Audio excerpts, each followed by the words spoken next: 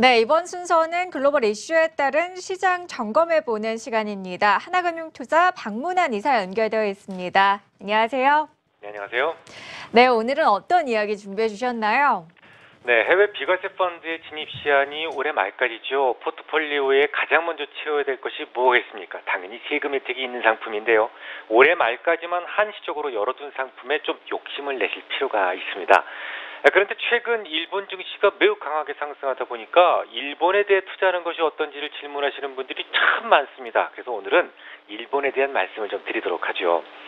아베 신조가 다시 재집권에 성공을 했죠. 사학 비리로 인해서 지지율이 한때 26%까지 폭락하기도 했었는데요. 이 증시가 지난 1996년 7월 이후 무려 21년 내 최고치를 기록을 하고 있으니 경제 정책에서 성공한 것으로 보이는 아베를 결코 포기할 수는 없었을 것 같습니다. 특히 아베가 재선에 성공하자마자 엔화가 약세를 두드러지게 보이고 있죠. 아베노믹스의 기본 방향이 무한대 양적 완화와 그로 인한 엔화 약세에 두고 있기 때문입니다.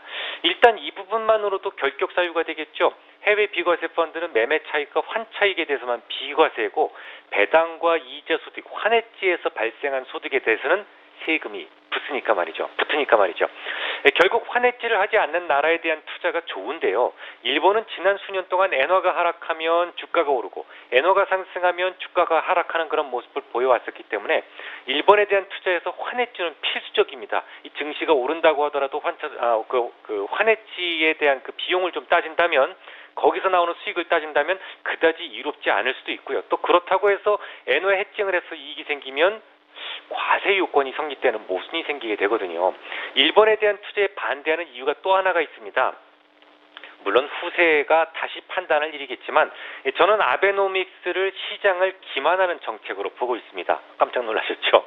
돈을 아무리 찍어내도 소비가 늘지 않으면 그 돈은 잠을 자게 되어 있습니다.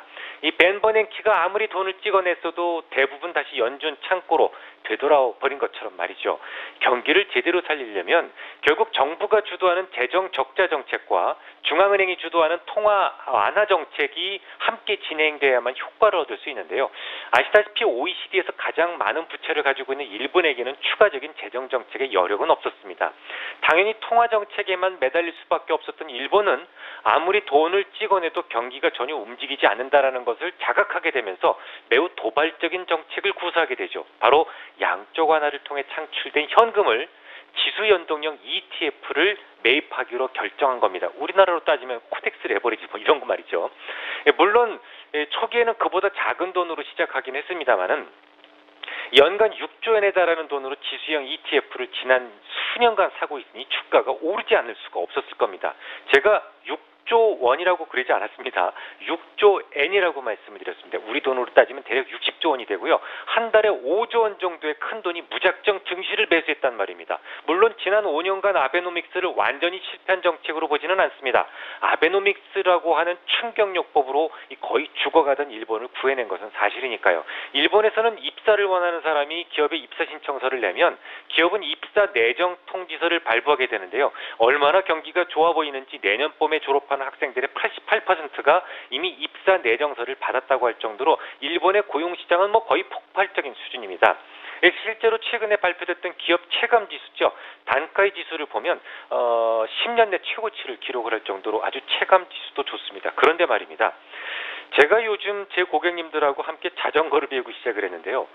오르막을 만나면 반드시 내리막이 나오더라고요. 전 세계 중앙은행은 이제 긴축을 준비하고 있는 시기입니다. 당연히 일본의 아베노믹스도 이제 돈을 더 이상 찍어낼 수 없는 시기가 다가오고 있다는 겁니다. 자, 그럼 우리 진중하게 생각을 해보죠. 일본의 중앙은행이 이제 돈을 안 찍어내면요. 그래서 연간 6조 엔에 달하는 ETF에 대한 순매수가 없다면요. 그래도 국제 유동성이 워낙 크니까 급락이 하지 않겠지만 그동안 다소 과도하게 오른 것에 대한 되돌림은 최소한 있지 않겠습니까? 결론을 말씀드리죠. 해외 비과세 펀드는 장기 상품입니다. 오래 생각을 해서 가급적 오래 가지고 갈 수 있는 상품을 포트에 담으셔야 됩니다. 그런 점에서 일본에 대한 투자는 투자 대상국으로서 적절치 않습니다. 일본의 중앙은행이 지금까지 매수했던 무려 20조엔 규모의 ETF를 당장 내다 팔지 않겠지만 수급 공백은 조만간 일어날 수도 있기 때문입니다. 이런 생각을 저 혼자만 하는 것은 아닌 것 같은데요. 주가는 어제까지 딱 16거래일 연속으로 오르면서 니케이 지수가 21년 내 최고치를 찍고는 있습니다만 지난주 일본의 주식형 펀드에서만 무려 44억 4천만 달러가 순유출됐습니다. 이 정도면 감이 잘 안 오시죠? 조금 쉽게 말씀을 드려서 자본 유출입을 집계하기 시작한 이래로 가장 큰 규모가 한 주 동안에 빠져나간 겁니다. 결코 무시할 수 없는 수준이라는 것이죠. 그러고 보니까 오늘이 마침 독도의 날이네요.